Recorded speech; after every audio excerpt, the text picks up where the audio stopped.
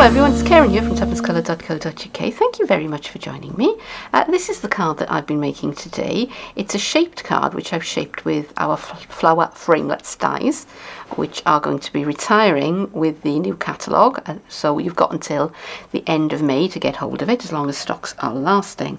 Now the inspiration for this card came when I was actually browsing around a kind of fancy goods shop and had a look at the cards, because you know you do, for inspiration, and I noticed that there were a lot of cards there that were quite well, want a better word, very blingy, and you know, with peacocks and really bright colours on them, and I really liked them, so I thought I would have a go at making one with Stampin Up materials. So this is it, so stay with me and we'll make it together. Okay, I've taken the largest of the Flower Frames framelets, which are retiring soon, so if you want them, you better check if they're still available and grab them quickly. And I folded my thick piece of Whisper White cards. I didn't quite fold it in half. I folded it so that it was just there was just enough to take the largest of the framelets, and I lined it up so that this edge wasn't quite on the fold, so that when I ran it through the big shot and took it out, then I had a card base that would that would open up for me. And while I was at it, I used some of the smaller sides as well, and I cut out a piece in Elegant Eggplant and in Bermuda Bay and in Perfect Plum. So to move all of those out of the way, and first of all I'm going to bring in the piece I did in Elegant Eggplant. Now I've been stamping all around the edge with Versamark. I couldn't think of the name for a minute, I'm losing my words today, and I've done most of it. I've just left the last one to show you what I did. So I've got my Versamark ink, and I've got a stamp from Timeless Textures. I'm using that one there. And where has it gone? Got my little tray of goodies here with all my bits and pieces all together, and my silicone mat to keep my table clean. So I'm just inking up just the top part of the stamp here, and I'm just stamping in just so I catch just the edge of the card there. Actually, probably could have gone in a little bit further on that one, but you know what, we'll live with it. Right, now there it is. So I have my my tidy tray, and where's it gone? Where's it gone? Where's it gone? There it is. My heat and stick powder. Oops. I don't want to get that all over the table. Now I do decant my powders out of the jar because it makes them a little bit easier to work with. So I'm just going to take up a spoonful of that, and I'm just going to tap it on the edge of the Versamark. Turn that back to the pot. Get that bit in as well. Waste not, want not. And I don't really want it on my silicone mat. Although it's, you know, it's not the end of the world if it is, because at the end of the day it is a silicone mat and there isn't a lot that will stick to it. Right, so now I'm going to heat that. I'm going to bring in my very sophisticated heating mat. Sorry about the bumping there. I've got my heat gun, and I'm just going to heat up the heat and stick powder. And this won't take very long to go off. There we are, that's done. As quick as that. So back with the silicone mat. Right, now this is glitter. This is our Stampin' Glitter in gold, and this is how I applied it. It's very, very fine, so I've just touched my tip of my finger, and I'm just rubbing that over the sticky bit. And as easy as that, minimum mess. I mean, I could return that to the jar, but you know what? I don't think I'm going to bother. And that is how I glittered all of those pieces. So this is this piece I cut out of Bermuda Bay, and I'm going to just go around the edges just very lightly with the gold Wink of Stella pen. So probably going to go very quiet while I do this, and I'm going to fast forward, so talk to you soon.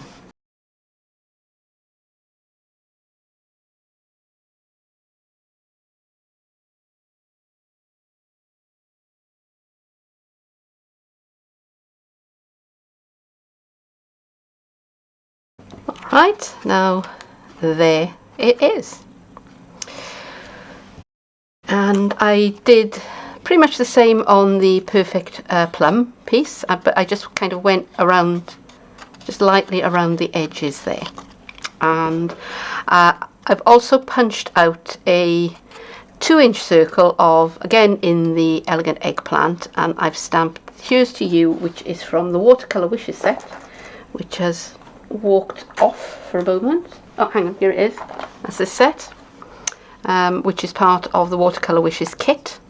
So when you've used up all the kits, all the bits that are in the kit, you've still got this lovely stamp set. And I really, really do like the typeface on these fonts, on these stamps. I think it's really, really attractive, and they're such useful stamps.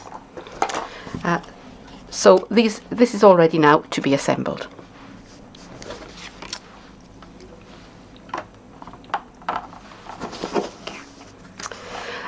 I'm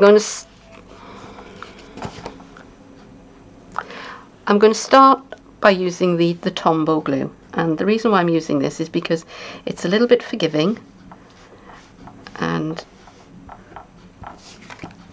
I want to make sure that my first layer lines up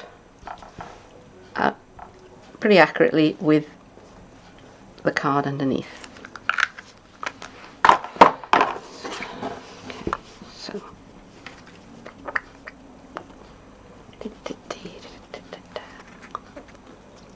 Okay, so just lining that up as accurately as I can, because I don't want to see any of the white card underneath. I don't know whether you can hear noises off, but the cat is sitting here having a wash again.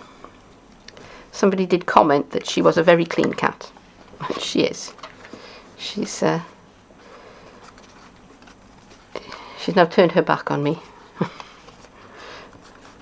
So I don't know whether she's going to make a personal appearance. Sometimes she does. Sometimes she pops in. But at the moment, I think we're okay. So I think I'm okay with it. Okay. So that, oops, opens that way. Spaces of my card. And I want to make sure that I know which way it opens, because at the moment it doesn't matter. But when I come to put the when it comes to put the sentiment on, it will. So I have to decide whether I want it to open that way or that way, and I think I'm going to open it that way, purely because it makes it easier to photograph, for one thing, but also because, I don't know whether you've noticed, but when they're kind of with the fold at the top, cards do stand up a lot better on your mantelpiece, and you can see the front of them much better. I think so anyway. You know, feel free to disagree with me, it's only my opinion. Okay, so here is my Bermuda Bay piece, and I'm going to layer that on so that it's kind of offset. So I could do it like that, so it would be like a frame, but I'm not going to. I'm going to do it like that, so it's offset a bit. And I'm going to use Fast Fuse for this. I could probably get away with snail, because it's not like it's a box or anything, but I just want to be making sure that it does stick down. Flick. And as I've said before, trick with Fast Fuse is a light touch and a little flick. Okay, so that's not going anywhere for a moment. Right, again. So again, taking my time and lining this up carefully. And that little bit of wink Stella just helps frame the card and draw it in. So far so good. Okay, just got a bit of wink Stella on it. Shh. Right, so now I've got the perfect plum piece, and I think I could put this one up on dimensionals. What do you think? What do you think? I think I'll put that up on dimensionals. So before I do that, I'm going to put the sentiment onto the front of it. So again with the fast fuse. See, for once I'm thinking ahead, because normally I get halfway through and think, oh, do you know what? That would be good on dimensionals. That would be really, and then I've made life difficult for myself. Okay. So again, a little bit of forethought. I think now, Keren. How do I want this? Do I want that like that, or do I want it offset like that? I think I like it offset. So in that case, that is going to go there. Oops. Not just yet. Get it centered. And there it is. I'll put that on one side for a moment while we work on this. Okay. Right, I've got my where's it gone? It's in here. Oh, this was full of sweets at Christmas, and yes, I did buy it because it was that shape, not for the sweets. Anybody? What a terrible. Okay, so I got offcuts here of the Elegant Eggplant, Perfect Plum, Bermuda Bay, and also some delightful Dijon. And I'm going to cut some of our little itty bitty flowers. So, and I'm not quite sure which colours I'm going to use, so I'm going to cut a couple of each. Oops, there we go. Probably not the Elegant Eggplant, I think. Let's have a look. So which colours do I like on this? Let's bring this back so that I can see it.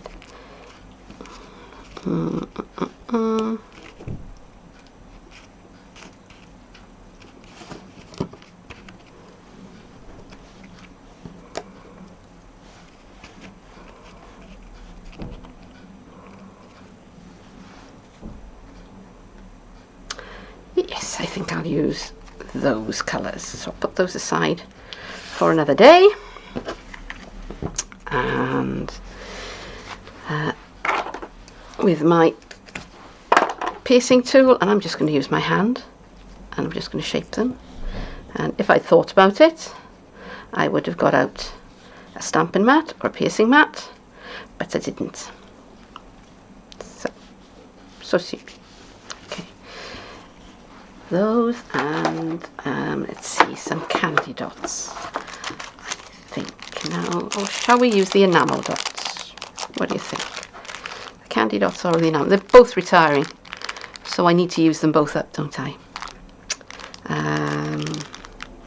Let's see. I think I'll use the candy dots. Sorry for the rustling. And these are the Regals, so these will be crushed curry. And I'm going to use the same colour in the centre of each of them, because I just want a little pop of a contrasting colour. Just a little bit. Okay. Right, okay, so put the glue dots.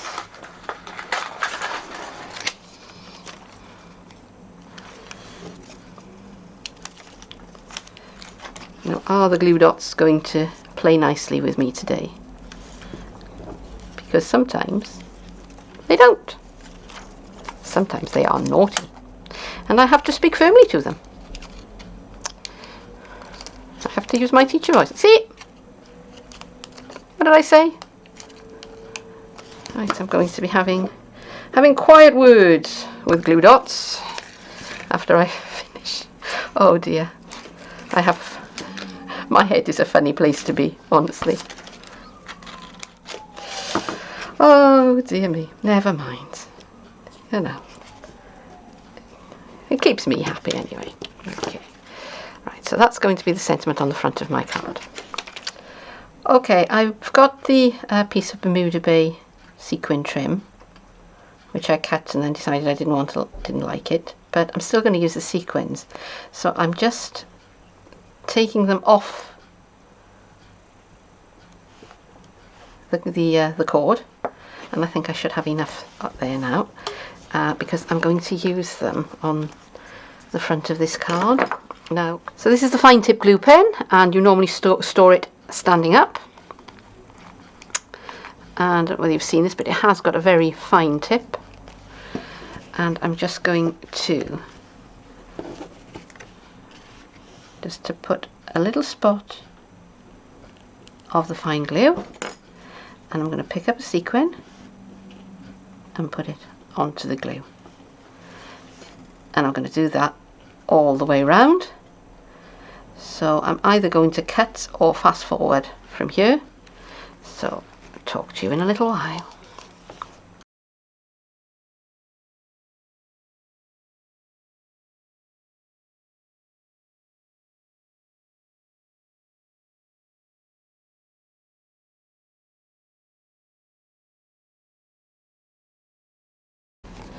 Okay, last one. It's a spot of glue, and I'm just picking up the sequins at the end of my piercing tool, and I only want one, not two as I've got there, and then just pressing them down into the glue. And that is now starting to look pretty bling.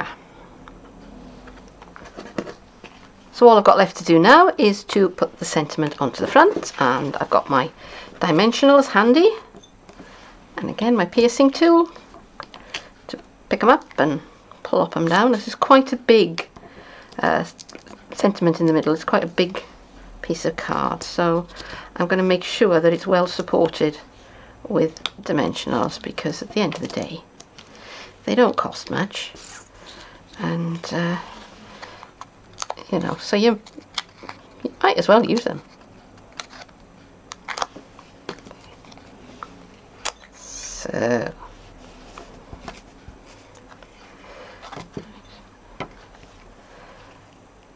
So we're just going to line that up, oops, so that the sentiment is facing upwards, because that always helps. Made a few upside down cards in my time, mind. Only thing you can do then is cut the front off and put them onto a new backer. And there it is. There's my bling card. So there's the finished article, and I hope you've enjoyed this video.